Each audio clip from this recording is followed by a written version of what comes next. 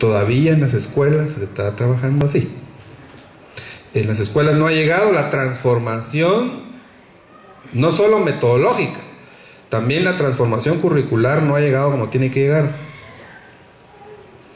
Como que seguimos enseñando por enseñar, no le ponemos coco, que es lo que estamos enseñando.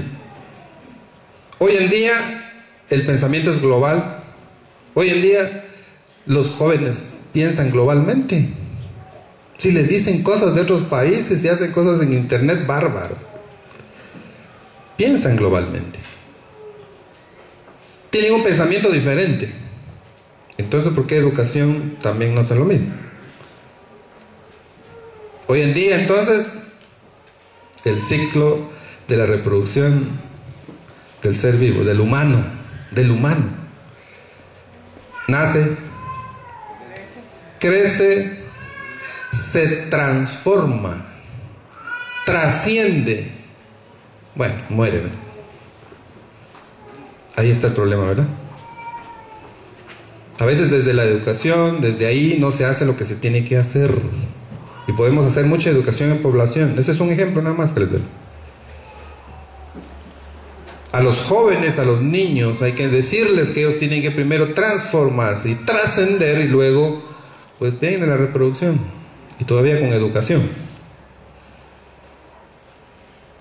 Por eso es importante a la gente, a los padres de familia también, decirles eso. Porque a veces muchos niños, cuando veamos información de pobreza, da pena. Esto lo digo como una pequeña introducción de lo que vamos a ver. Que la información siempre va a ser importante y necesitamos información que esté lo más actual posible. Y yo siempre en este tipo de actividades y conferencias les digo, no estemos también pidiendo información al día. Porque así nos dicen a veces, mire, quiero para la población, pero para hoy, pero lo último que tiene. Les digo, si luego que usted salga de la oficina ya habrán nacido un montón. Entonces, ¿cómo quiere puntualidad y exactitud ahí, verdad? Difícil. Hay información que no se puede tener exacta. Entonces dejamos esta idea, que no es mía. Esta está en el primer informe de desarrollo humano en el 1998. Ese fue el primer informe de desarrollo humano que se hizo en el país por Naciones Unidas, 1998. Los contrastes del desarrollo humano. Y ahí en la primera página decía que los fenómenos hay que verlos en orden de magnitud, no de exactitud. Entonces eso hace pensar que los fenómenos hay que analizarlos, y si hay información hay que analizarlo en orden de magnitud, no de exactitud. Nos ponemos a pelear que cuál es lo último, será que esto es lo último, pero será que es cierto. No, actuemos con lo que tenemos, no perdamos el tiempo. Entonces acá hay información que sí hay reciente, hay información que nos da el censo, no hay de otra. Hasta el otro año oficialmente se hace el censo y ahí vamos a poder hacer comparaciones, cómo vamos, si vamos igual o vamos peor. Hay resultados de información de encuestas que sí nos permiten hacer comparaciones, y hemos visto también y hemos analizado los fenómenos y nos permiten tomar decisiones. Entonces, cuando se habla de indicadores sociales y cuando uno le piden así una actividad, mire, hablemos y saquémosle una foto a esto con números. Y Alta Verapaz, y como el país es muy didáctico, puede uno empezar por cualquier lado. Empezamos por educación, o empezamos por salud, o empezamos por el asunto agrícola, como les vimos hace rato, y el pecuario, y el asunto forestal, etcétera, o empezamos por pobreza. ¿Por dónde? Es fácil, porque es didáctico nuestro país. Podemos hacer comparaciones, relaciones, y tenemos idea de qué está pasando, y luego asumir compromisos y acción. Entonces acá vamos a empezar de pobreza. De ahí vamos a empezar.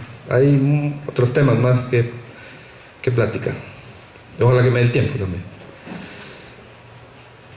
Lo que sí es necesario que estemos claros a qué le llamamos pobreza. Porque hemos escuchado, incluso yo escucho a veces de gente que es universitaria, que es profesional en alguna especialidad, y no está clara la persona en qué es pobreza. Y hay gente que no cree en la pobreza. Gente que cuando empezamos a platicar, pero cuando sales, tiene razón. Pasa es que yo solo miro lo que logro ver.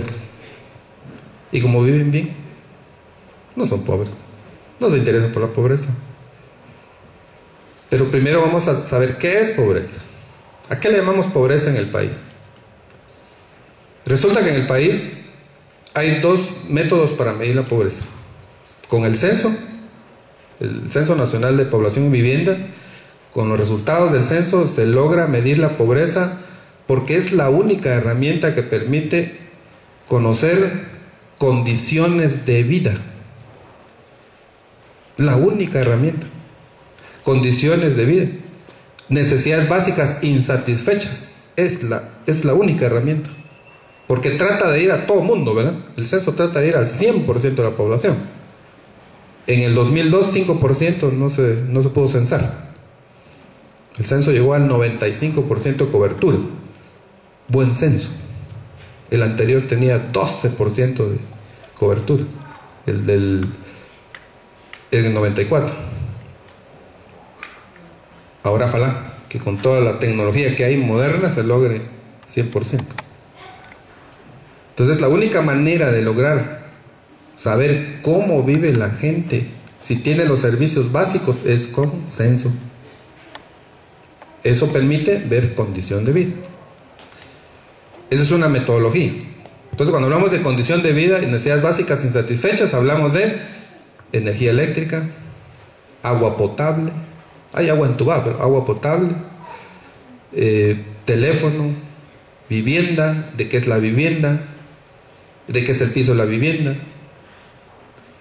si tiene acceso a educación, a salud, a otros servicios, etc. Solo con el censo se puede. Eso es una metodología. Necesidades básicas insatisfechas. Eso permite ver condición de vida. Luego está la otra metodología que es encuesta nacional de condiciones de vida. Como se dice encuesta, no va al 100% de la población, va a una parte de la población cuya muestra debe ser representativa. Y es ahí donde los técnicos en la materia establecen muestras, buscando que estén representados todos los estratos sociales, que vaya a las áreas urbana y rural. La muestra tiene que ser bien dispersa y bien representativa para que sea válida. Es la otra metodología, la encuesta nacional de condiciones de vida, que es la ENCOVI, y su base, medir esa condición de vida a través de gasto y consumo. El gasto y el consumo. O sea, en qué consume la gente, en qué gasta la gente, qué consume y qué gasta. No se le pregunta cuánto gana, porque ahí la gente no dice la verdad. Pero qué comió hoy, qué va a comer mañana, y de acuerdo a lo que gasta, a lo que consume, se deduce condición de vida. Eso es fácil, ¿verdad? Porque usted le pregunta a alguien, mire, ¿qué comió hoy? Pues frijolito, tortilla, café. ¿Y usted qué comió? Pues huevos, queso, cornflakes, pan. Usted deduce condición de vida, ¿verdad? Fácilmente. Claro que es un proceso técnico, científico también, y que permite deducir condición de vida. Dos metodologías en el país para ver eso. Luego se establecen las famosas líneas de pobreza. Las líneas de pobreza, a veces uno dice, mire, es que él está por debajo de la línea de pobreza. O sea, a ver de qué está hablando, ¿verdad? Entonces lo que tratamos nosotros siempre que platicamos de estos temas es que primero sepamos los conceptos, las definiciones, para comprender luego el fenómeno. Entonces, cuando hablamos de pobreza en el país, la pobreza se divide en pobreza extrema y pobreza no extrema. Esa es la pobreza en el país.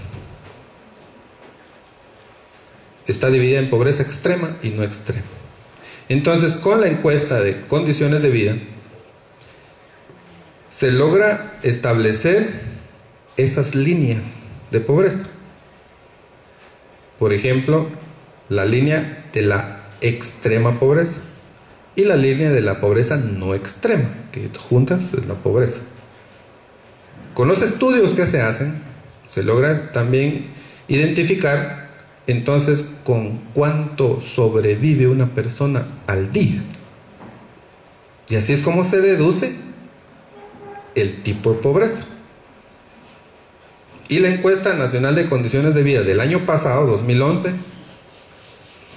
logró establecer que una persona extremadamente pobre es aquella persona que sobrevive diario con menos de 12 quetzales al día.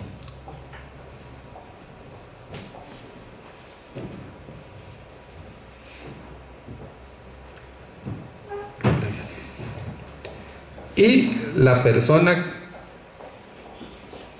pobre pero no extrema es aquella persona que sobrevive al día con menos de 24 quetzales para alimentación y para servicios. El extremadamente pobre es solo para alimentación. Esa es la condición. Entonces acá, cuando ya está clara la definición, la pobreza en el país, se habla de un 53% de pobreza en el país.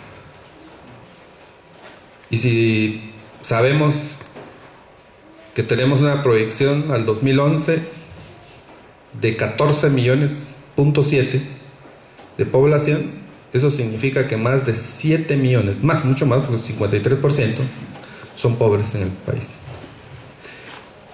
En el caso de nuestra Alta Verapaz,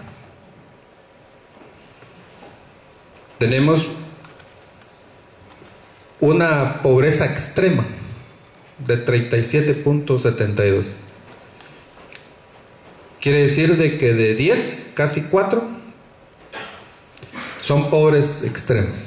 En Baja Verapaz, 23. 2 de 10 extremos en Baja Verapaz. Total del país, 13.33 pobres extremos. Donde hay menos pobreza va a ser, extrema pobreza es área urbana. Siempre así va a ser a nivel nacional. Menos pobreza extrema. 7.3 Alta Verapaz, urbana. Baja Verapaz 15.21 y Guatemala país 5.7. Pobreza extrema, urbana, mucho menos. Rural, pobreza extrema rural, vamos a encontrar siempre que va a ser alto el porcentaje pobreza extrema rural en función del área urbana. Alta Verapaz 46.65 pobreza extrema, Baja Verapaz 27.30 y país 21.12. La pobreza no extrema, dijimos que aquellas personas que sobreviven con menos de 24 quetzales al día, que les da para servicios y para alimentación, que ahí está la diferencia, que le da un poco para servicios, para pagar su luz, servicio de agua, tal vez para algo de educación, salud, y el extremo solo para comer. 40.52 no extrema en Alta Verapaz, Baja Verapaz 40.26, Guatemala 40.38. Pobreza no extrema urbana 32.33, Baja Verapaz 29.82, total país 29.90. Rural, otra vez vemos que en función de la urbana es alto. Pobreza no extrema rural 42.93, Baja Verapaz 45.24 y el país 50.24. Si nosotros sumamos eso, solo Alta Verapaz estamos sobrepasando 78.24 de pobreza. Es alto el porcentaje de pobreza en Alta Verapaz. Los no pobres, Alta Verapaz 21.76, Baja Verapaz 35. Si nosotros ponemos a numeritos, de 10, 2 no son pobres en Alta Verapaz y casi 4 de Baja Verapaz. Nivel nacional, 4 de 10 no son pobres. Pobreza urbana, no pobreza en área urbana, es el porcentaje más alto. 6 de 10, por ejemplo, Alta Verapaz. De 10, 6 no son pobres.